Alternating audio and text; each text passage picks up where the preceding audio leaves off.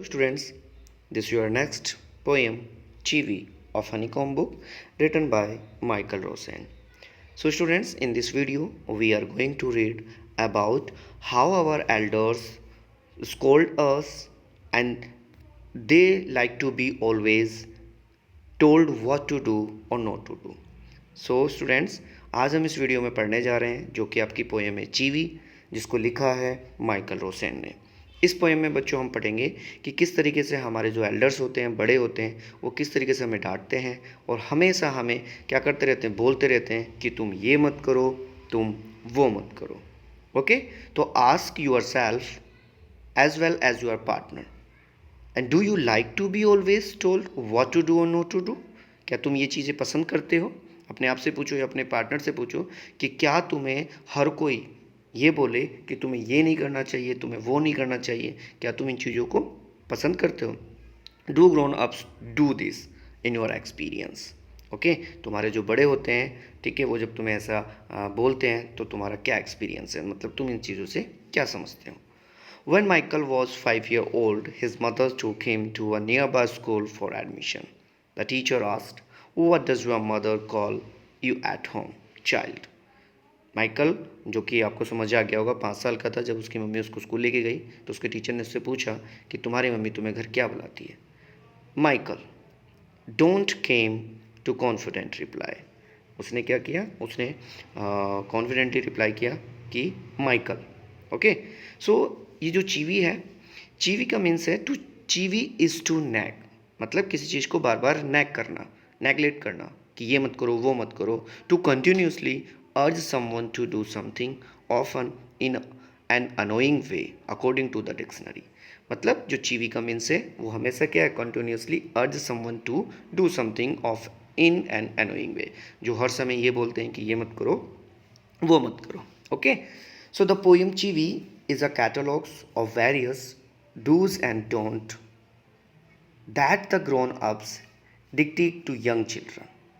चीवी जो है एक ऐसी कविता है जिसमें उन चीज़ों का क्या है, लिया गया है जो हमारे बड़े द्वारा हमें बताई जाती है छोटे बच्चों को क्या करना चाहिए तथा क्या नहीं करना चाहिए।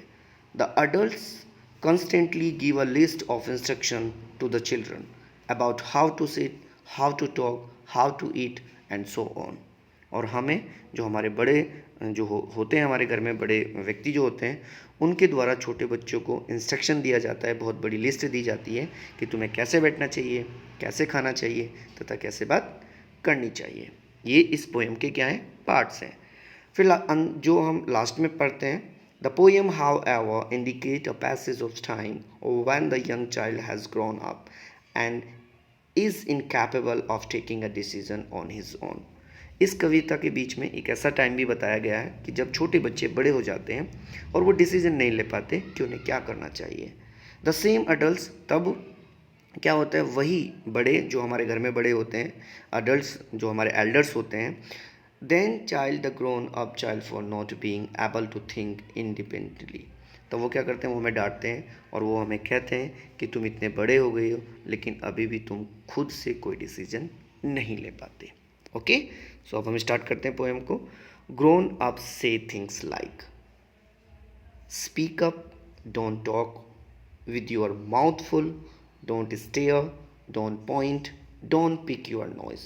So in these line, या हम कह सकते हैं in this first stanza, the poet says, open with a long list of instruction. In all likelihood, these instructions are being issued by the adults to their young.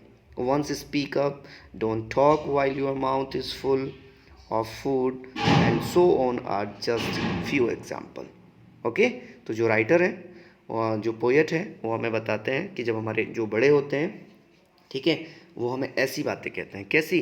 Speak up, बोलो, don't talk with your mouth full, ठीक है, मुंह भर कर बातें मत करो। Okay, don't stare, घूरो मत, डोंट पॉइंट, इशारा मत करो, डोंट पिक योर नॉइज, सबके सामने अपनी नाक साफ मत करो। फर्स्ट स्टेंजा में इंस्ट्रक्शन कंटिन्यू चल रहा है। अब सेकंड स्टेंजा भी कहता है sit up, say please, less noise, shut the door behind you, don't drag your feet, haven't you got a hanky, take your hands out of your pockets. तो ये जो हमारे जो बड़े होते हैं उनके इंस्ट्रक्शन कंटिन्यू चलते रहते हैं कि सिट अप, बैठ जाओ, ओके, से प्लीज़, कृपया करके बोलो, लेज नॉइज, शोर मत करो या शोर कम करो, ओके, और shut the door behind you, अपने पीछे दरवाजे बंद करो। डोंट ड्रैग योर फीट, अपने पैरों को मत घसीटो। कई बार क्या होता है, जब हम घर में या कहीं पर पैर घसीट कर चलते हैं तो तब हमारे बड़े हमें समझाते हैं कि डोंट ड्रैग योर फीट, पैर घसीट कर मत चलो। Haven't you got a hanky, जब हम कोई काम या हाथ अपने ऐसे ही या मुंह ऐसे ही साफ़ करते हैं शर्ट से, तो तब हमें कहते हैं वो कि तो क्या तुम्हारे पास हैंकी नहीं है। और and take your hands out of your pockets, और अपने हाथ अपनी जेब से बाहर निकालो।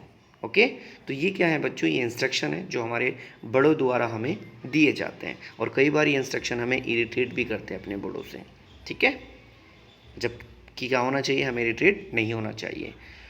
पुल योर सॉक्स अप, जब वो क्या होते हैं, हम देखते हैं कि हमारी जुराबें नीचे खिसक रही हैं, तो तब वो हमें कहते हैं कि अपनी जुराबें ऊपर करो। स्टैंड अप स्ट्रेट, सीधे खड़े रहो। से थैंक यू, जब कोई हमारे सामने क्या होता है, कोई काम करता है तो हम बोलते हैं चलो बेटा उसे थैंक यू कहो। इस तरीके से बड़े हमारे क्या करते हैं, इंस्ट्रक्शन देते हैं। डोंट इंटरप्ट, जब आप दो बड़ों के बीच में बातें करते हैं, बोलना चाहते हैं, तो तब वो कहते हैं कि बीच में मत टोको। And no one things you are funny, और किसी को तुम्हें देखकर हंसी नहीं आती।